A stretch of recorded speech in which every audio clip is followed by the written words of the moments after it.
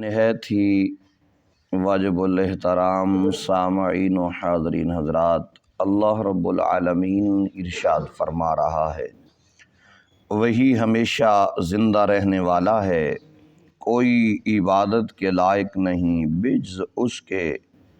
پس اس کی عبادت کرو اپنے دین کو اس کے لیے خالص کرتے ہوئے۔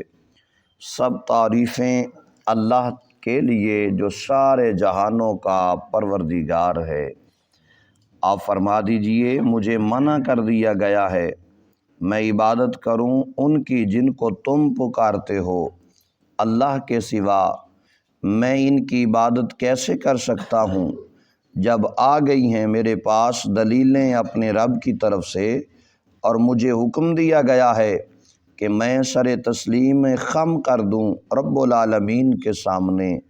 اللہ تعالیٰ وہ ہے جس نے پیدا کیا تمہیں مٹی سے، پھر نطفہ سے، پھر گوشت کے لوتھڑے سے، پھر نکالا تمہیں شکم مادر سے بچہ بنا کر،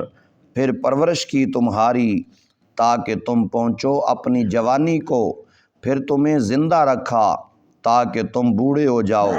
اور بعض تم میں سے فوت ہو جاتے ہیں پہلے ہی،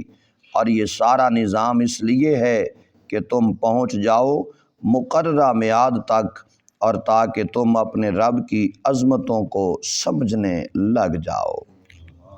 محترم حضرات، قرآن کریم فرقان حمید کی ان آیات بینات میں اللہ رب العالمین ارشاد فرما رہا ہے، جب اس کی یہ شان ہے تو اور کون ہے جسے اس کا شریک ٹھہرایا جائے۔ اس لیے اپنے عقیدہ کو ہر قسم کے جلی و خفی شرک کی آمیزش سے پاک کرتے ہوئے اسی کی عبادت کرو، اور عبادت کے لائق صرف وہی ذات ہے جس نے ہمیں پیدا فرمایا ہے، اور گوناگوں اپنی رحمتوں اور برکتوں کا ہم سب پر اپنی برکتوں کا نزول فرمایا ہے۔ تمام تر تعریفوں کے لائق وہی ذات ہے جس نے رات کو سکون کے لیے بنایا، اور پھر اس وقت کو اپنی عبادت کے لیے بنایا،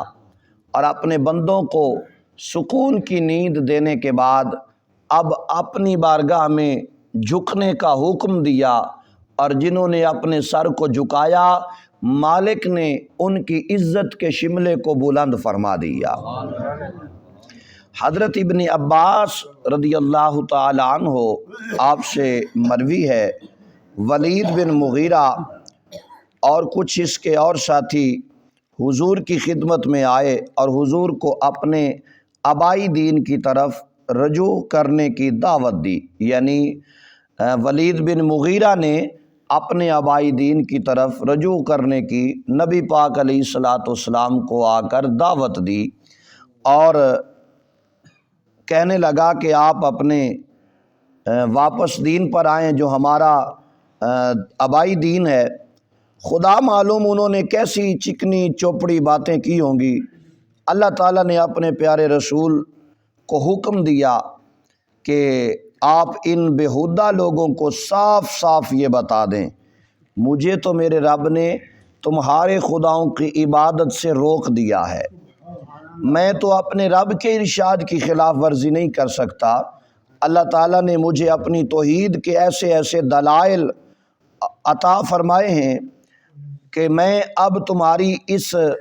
لغو دعوت کی طرف ذرا بر بھی التفات نہیں کر سکتا، نیز مجھے تو یہ حکم دیا گیا ہے کہ میں رب العالمین کے ہر حکم کے سامنے سر تسلیم خم کر دوں، اس لیے مجھ سے کبھی یہ توقع نہ کرنا کہ میں تمہاری خوشنما باتوں میں پھنس کر تمہارے جھوٹے خداؤں کی پرستش کا تصور تک بھی کر سکتا ہوں، ایسا سوچنا بھی نہیں ہے۔ اللہ تعالیٰ کی حکمتوں اور رحمتوں کے رخ سے مزید نقاب سرکایا جا رہا ہے۔ انسان کی تخلیق کے نقطہ کا آغاز کہاں سے ہوا، اس آغاز سے لے کر اس کی آخری منزل تک، نیز وہ تمام مرحلے جہاں سے اس کی زندگی کا قافلہ گزرتا ہے، ان کو بڑی عمدگی کے ساتھ بیان کر دیا۔ نیز یہ بھی بتا دیا کہ جس انسان کو ہم پیدا فرماتے ہیں ہم نے اس کی موت کا وقت بھی پہلے ہی متعین کر دیا ہوتا ہے۔ کوئی بچپن میں ہی موت کی نیند سو جاتا ہے، کسی کو آنن فانن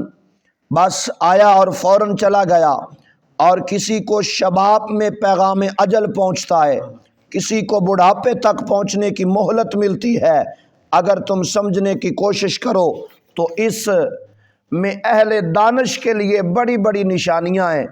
اہل دانش کے لیے اگر فرمایا تم سمجھنے کی کوشش کرو تو اس میں بڑی بڑی نشانیاں بیان کی گئی ہیں۔ اے انسان، تو اپنی حقیقت کو پہچان اور روح گردانی نہ کیا کر اپنے رب کریم کی طرف سے، اس لیے کہ تم نے نہیں دیکھا کہ عین جوانی اور عین شباب کی حالت میں کتنے جنازے تمہاری آنکھوں کے سامنے گزرے۔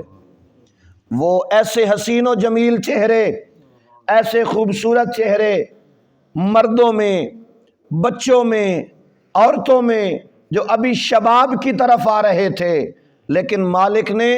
جب چاہا انہیں واپس بلا لیا۔ عین شباب کی حالت میں جب انہیں واپس بلایا تم ان کے چہرے تکتے رہ گئے، تم ان کے چہرے دیکھتے رہ گئے، اور یہی تم کہتے تھے کہ ابھی تو یہ جوانی کی طرف آ رہا تھا، ابھی تو یہ شباب کی طرف آ رہا تھا، ابھی تو اس کی ماں اور باپ اس کے لیے بہت کچھ کرنا چاہتے تھے، لیکن رب فرماتا ہے یہ تمہارے معاملات ہیں، اور رب کے جو فیصلے ہیں وہ کبھی نہیں بدلا کرتے۔ رب کا فیصلہ اپنی جگہ پر، وہ چاہے تو عین جوانی کے عالم میں لے جائے، چاہے تو اسے بوڑھا ہونے کے لیے چھوڑ دے اور بڑھاپے کی عالم میں لے کر جائے، چاہے تو اسے بچپن کے عالم میں لے جائے۔ تمہارا حق یہی بنتا ہے کہ تم ہمہ وقت اپنے رب کی حمد و ثنا میں مگن رہا کرو اور اس کی تعریف کیا کرو، اس کی حمد و ثنا کیا کرو، تاکہ اللہ تبارک و تعالیٰ تمہارے لیے اپنی رحمت کے دروازوں کو کھول دے۔ تو گرامی قدر احباب، اللہ رب العالمین اپنے پیارے محبوب کے صدقے ہمیں فکر آخرت نصیب فرمائے اور